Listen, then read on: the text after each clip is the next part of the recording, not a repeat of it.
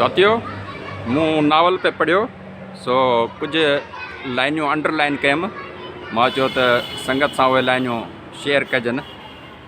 सो सभ खां पहिरीं त मां तव्हांखे जेको सो उन किताब जो दीदार करायां, जेको जी नावल जी मां ॻाल्हि कयां थो।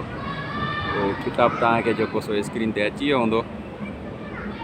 हाणे उन जूं जेके अंडरलाइन लाइनियूं जेके आहिनि उहे मां तव्हां सां शेयर कयां थो। त उन में लिखे थो त ज़िंदगी हिकु जादू आहे, हिकु फ़न ऐं हिकु आर्ट आहे जेका बसि ईअं ई गुज़रंदी वेंदी आहे। असांखे उन ॿार जी ॻाल्हि ॿुधणु घुरिजे जेको ॿारु असांजे अंदरि में हर वक़्तु मौजूदु आहे। मासूम ॿार जादुई पल खे सुञाणींदा आहिनि।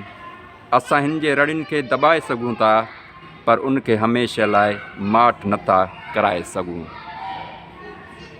ॿार ख़ुदा जा दोस्त आहिनि। ॿारनि जी दुनिया बेश्त मिसल हूंदी आहे। अल्लाह पाक ॿारनि ते ई रहम फरमाईंदो आहे।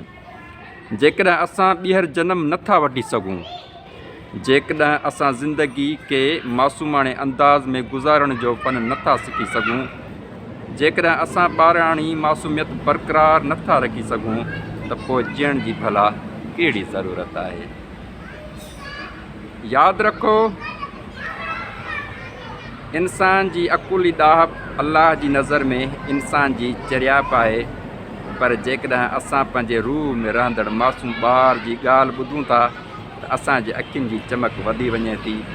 जेकॾहिं असां इन ॿार सां राब्तो नथा टोड़ियूं, पोइ ख़ुशगवार ज़िंदगी सां असांजो राब्तो बरक़रार रहे थो। थैंक यू, महिरबानी।